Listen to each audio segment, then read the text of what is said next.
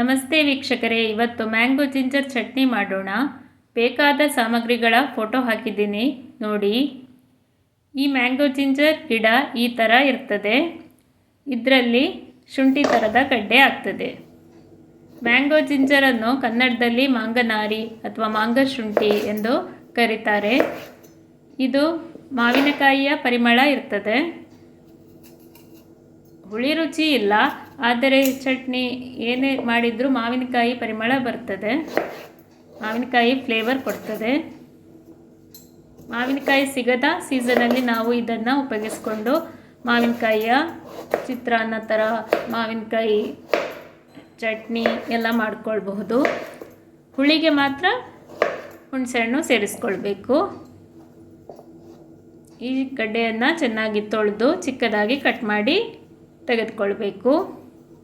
ಯಾರೆಲ್ಲ ನನ್ನ ವಿಡಿಯೋವನ್ನು ಸಬ್ಸ್ಕ್ರೈಬ್ ಮಾಡದೆ ನೋಡ್ತಾ ಇದ್ದೀರಾ, ದಯವಿಟ್ಟು ಸಬ್ಸ್ಕ್ರೈಬ್ ಮಾಡಿಕೊಳ್ಳಿ. ಬೆಲ್ ಐಕನನ್ನು ಪ್ರೆಸ್ ಮಾಡಿ. ಇದರಿಂದ ನಾನು ಹಾಕುವ ಹೊಸ ವಿಡಿಯೋಗಳ ನೋಟಿಫಿಕೇಷನ್ ನಿಮಗೆ ಬೇಗನೆ ಸಿಗ್ತದೆ. ಈಗ ಮೆಣಸನ್ನು ಹುರ್ಕೊಳ್ಬೇಕು. ನೀವು ಈ ಥರ ಸ್ವಲ್ಪ ಎಣ್ಣೆ ಹಾಕಿ ಮೆಣಸನ್ನು ಚೆನ್ನಾಗಿ ಹುರ್ಕೊಳ್ಳಿ.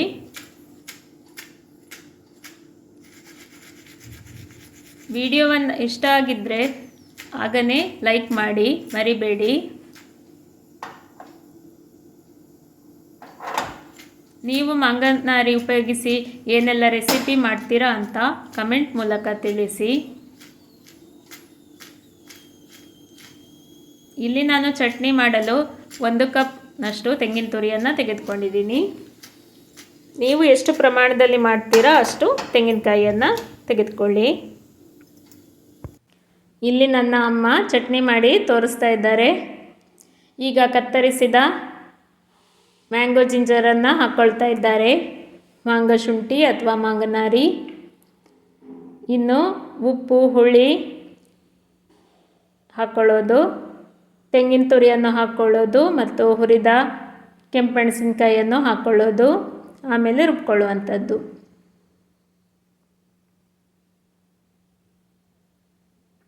ಇಲ್ಲಿ ಮೆಣಸನ್ನು ನಾವು ಹುರ್ಕೊಳ್ಬೇಕು.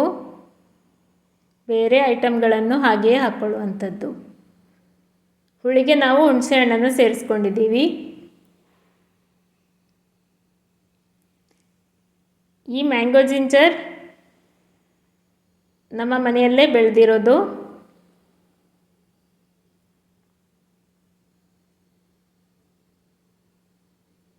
ಇನ್ನು ಇದನ್ನು ರುಬ್ಕೊಂಡ್ರೆ ಚಟ್ನಿ ಸಿದ್ಧವಾಗುತ್ತದೆ.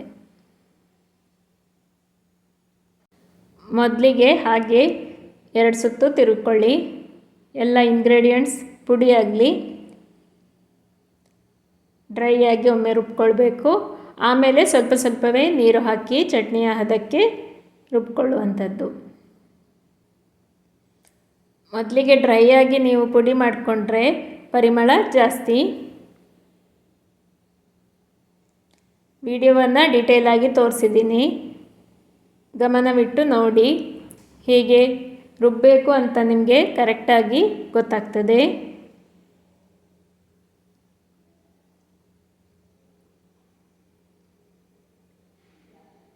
ನೀವು ನಿಮ್ಮ ಮನೆಯಲ್ಲಿ ಮ್ಯಾಂಗೋ ಜಿಂಜರ್ ಬೆಳೆದಿದ್ದರೆ ಈ ಚಟ್ನಿಯನ್ನು ತಪ್ಪದೇ ಮಾಡಿ ನೋಡಿ.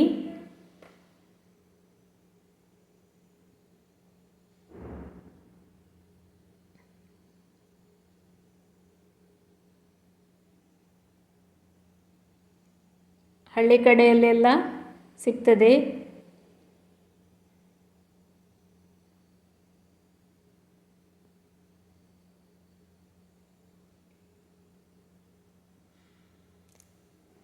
ಎಲ್ಲರೂ ನನ್ನ ವಿಡಿಯೋವನ್ನು ಸಪೋರ್ಟ್ ಮಾಡ್ತಾ ಇದ್ದೀರಾ. ಹೀಗೆ ಸಪೋರ್ಟ್ ಮಾಡ್ತಾ ಇರಿ. ನೋಡಿ, ಚಟ್ನಿ ಸಿದ್ಧವಾಗ್ತಾ ಇದೆ. ಈ ಚಟ್ನಿ ನೀವು ದೋಸೆಗೆ, ಚಪಾತಿಗೆ, ಇಡ್ಲಿಗೆ, ಅನ್ನಕ್ಕೆ ಉಪಯೋಗಿಸ್ಕೊಳ್ಬಹುದು. ಇಮ್ಯುನಿಟಿ ಬೂಸ್ಟರ್ ಕೂಡ.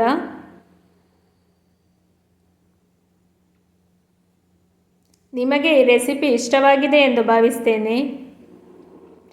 ರೆಸಿಪಿ ಇಷ್ಟವಾಗಿದ್ದಲ್ಲಿ ನನ್ನ ಚಾನೆಲನ್ನು ಲೈಕ್, ಶೇರ್, ಸಬ್ಸ್ಕ್ರೈಬ್ ಮಾಡಿ. ವಿಡಿಯೋಗಳನ್ನು ನಿಮ್ಮ ಫ್ರೆಂಡ್ಸ್ ಗ್ರೂಪ್ಗಳಲ್ಲಿ ಶೇರ್ ಮಾಡಿ.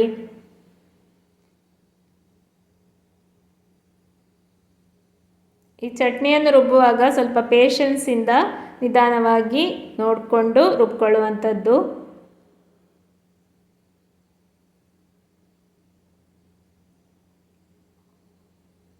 ನಿಮಗೆ ಖಾರ ಜಾಸ್ತಿ ಬೇಕು ಅಂದರೆ ಗುಂಟೂರು ಮೆಣಸನ್ನು ಹಾಕ್ಕೊಳ್ಬಹುದು. ಈಗ ಚಟ್ನಿ ಸಿದ್ಧವಾಗಿದೆ. ಒಂದು ಬಾಕ್ಸ್ಗೆ ಹಾಕ್ಕೊಳ್ತಾ ಇದ್ದೇವೆ. ಹೀಗೆ ಸಪೋರ್ಟ್ ಮಾಡ್ತಾ ಇರಿ. ಧನ್ಯವಾದಗಳು. ಎಲ್ಲರಿಗೂ ಶುಭ ದಿನ.